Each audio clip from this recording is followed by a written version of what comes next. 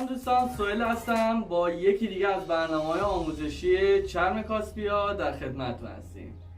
امروز هم طبق معمول همیشه یه برنامه آموزشی داریم، یه الگوی رایگان داریم که اونم الگوی این کیف رودوشی زنونه است که میتونین از توی دیسکریپشن به راحتی دانلود کنین و برای خودتون این کار رو درست کنین. قبل از هر چیزی اگر کارهای ما رو دوست دارین و به این نوع از ویدیوها علاقه‌مندید حتما کانال ما رو سابسکرایب کنین و اگر از این ویدیو خوشتون اومده همین الان دکمه لایک رو بزنین. خب بریم با هم دیگه این کار درست کنیم. خب دوستان، این الگویی که براتون توی دیسکریپشن گذاشتم پرینت گرفتن رو بلدین، اما من همیشه نشون میدم که یادآوری بشه. شاید یه کسی باشه که اولین دفعه است داره این ویدیو رو میبینه و هیچ ویدیوی دیگه از کانال ما ندیده، برای همین من اعلام میکنم موقع پرینت حتما حواستون باشه توی قسمت پیج سایز اکچوال سایز رو انتخاب کنین و از تو قسمت پیج ستاپ حتما آچه ها رو بزنید و از اینکه پرینت گرفتید هر طرف از این مربع رو با خطکش اندازه بگیرید. اگر دقیقا 5 سانتی متر بود پس درست پرینت کردید. بعد دیگه با صفحه تست کاری نداریم و این الگوی ما هستش. خب بریم اینا رو ببریم، نشونتون بدم و بچسبونیم روی چرم.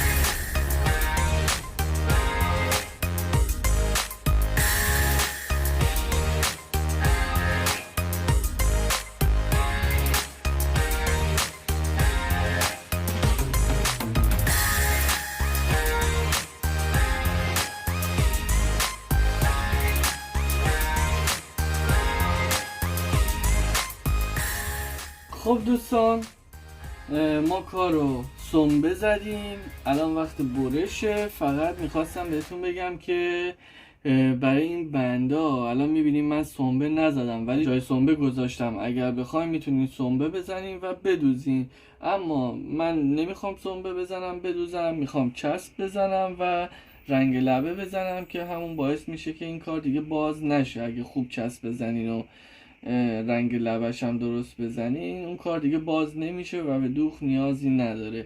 حالا دیگه سلیقه خودتونه، اگر دوست داشته باشین میتونین بدوزین کار رو، سنبه بزنین بدوزین، یا اینکه مثل من در واقع فقط چسب بزنین و با رنگ لبه کار رو تموم کنین. خب بریم با هم این کار رو بکنیم.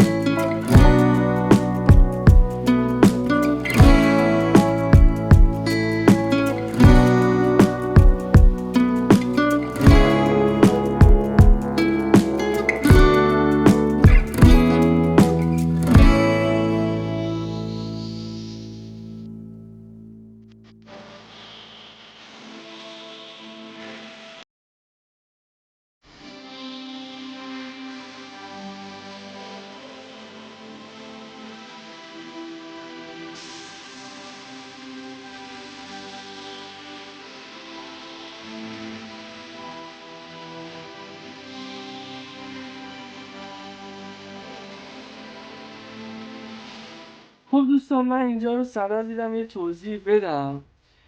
برای اینکه پشتش رو بدوزیم و اشتباه نکنیم تا این جهت زیب برعکس نشه یه وقتی، واسه همین پشت و جلوش مهمه که چجوری دوخته بشه. شما چیکار بکنین؟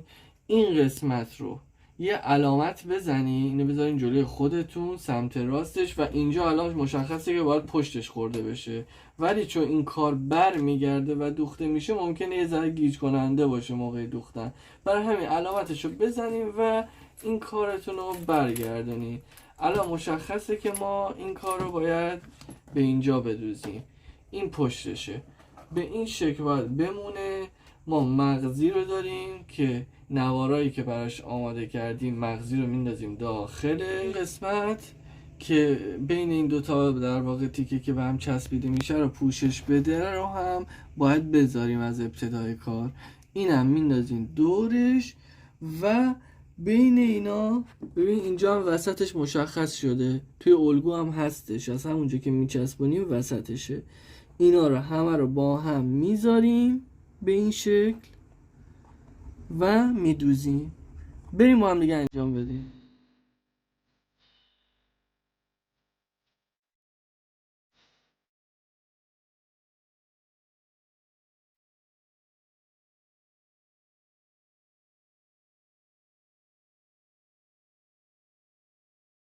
خب دوستان، این کار رو الان داریم میدوزیم سمت بعدیشو. فقط من خواستم این نکته رو بگم که توی الگو فلشی که به سمت بالا گذاشتم هم برای پشت هم برای قسمت جلو رو حتما رعایت بکنید، چون این از لحاظ فاصله وسط نیست و بالاتره.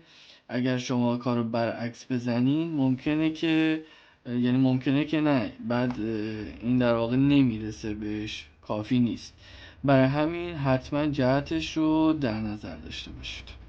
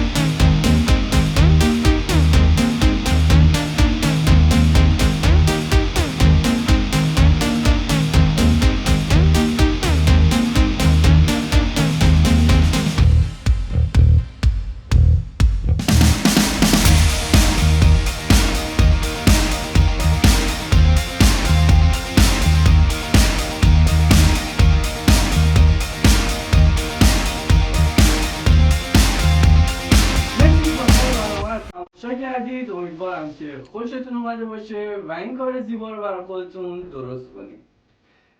خوشحال میشم اگر کانال ما رو دوست دارید از ما حمایت کنید با سابسکرایب کردن و لایک هایی که پایین ویدیو میزنید. اگر سوالی دارید توی کامنت ها از هم بپرسید، حتما جواب میدم. تا برنامه بعدی، بدید.